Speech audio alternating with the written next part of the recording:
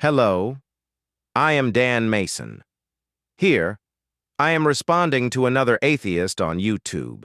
After posting my video, I received this reply. Please detail the observation and experimentation performed by creationists and how they overcome their natural human bias to perform these more objectively than a secular atheist scientist.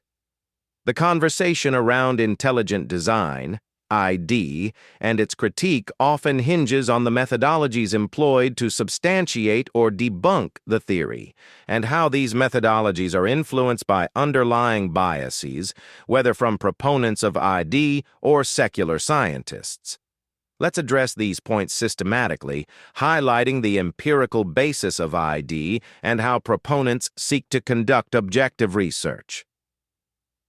Scientific discovery and reporting. Scientific theories are constructed based on observations that prompt hypotheses, which are then rigorously tested through experimentation and further observation. Theories are refined and accepted based on their ability to consistently predict and explain these observations.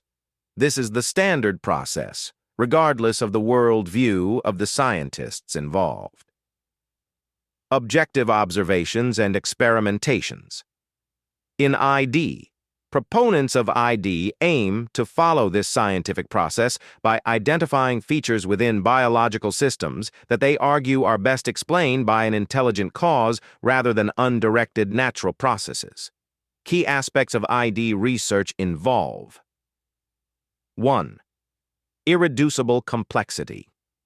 Researchers like Michael Behe have proposed that certain biological structures are irreducibly complex, meaning they require all their parts to be present simultaneously to function, making evolutionary incrementalism implausible.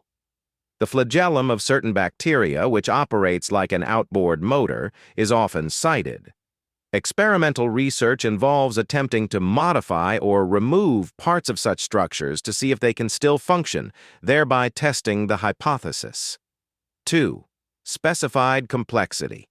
ID theorists argue that life is not only complex, but that this complexity is specified with a purpose. To test this, researchers examine the genetic information and molecular machines within cells to determine if their complexity exceeds the threshold that unguided processes could reasonably achieve, using mathematical models and probability theory. Overcoming bias. Addressing bias is crucial in all forms of scientific inquiry. ID researchers claim to mitigate bias by peer review, engaging with peer-reviewed scientific journals where possible, though ID proponents often face challenges in this area due to philosophical disagreements about the nature of science itself. Reproducibility.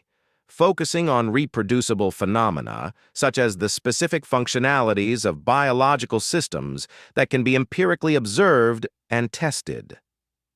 Interdisciplinary approaches. Incorporating methods from different scientific disciplines, like biology, chemistry, and information theory, to bolster their hypotheses from multiple angles. Comparison with secular, atheist scientists. The suggestion that secular or atheist scientists are inherently more objective than those who support ID reflects a misunderstanding of scientific objectivity. All scientists, regardless of their worldview, can have biases that influence their interpretations. The key is adherence to the scientific method, including hypothesis, testing, and validation through reproducibility of results.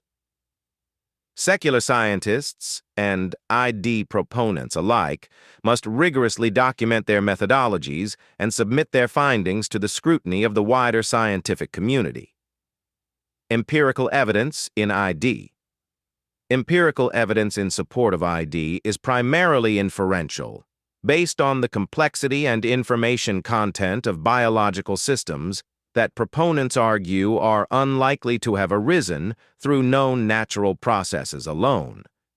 For example, experiments that simulate early Earth conditions have yet to generate life from non-life, which ID proponents use to argue against the plausibility of abiogenesis as currently understood. Conclusion: ID researchers strive to use the same empirical and methodological standards as their secular counterparts to explore the natural world, though they often reach different interpretations about the origins of complexity and information in biological systems. The debate over ID's validity is as much about these interpretations and the philosophical limits of science as it is about empirical evidence. True scientific inquiry requires considering all plausible explanations for observed phenomena, continually testing these explanations against the empirical data, and revising them as new information becomes available. Thanks for watching. Please like and subscribe. I will see you in the comments.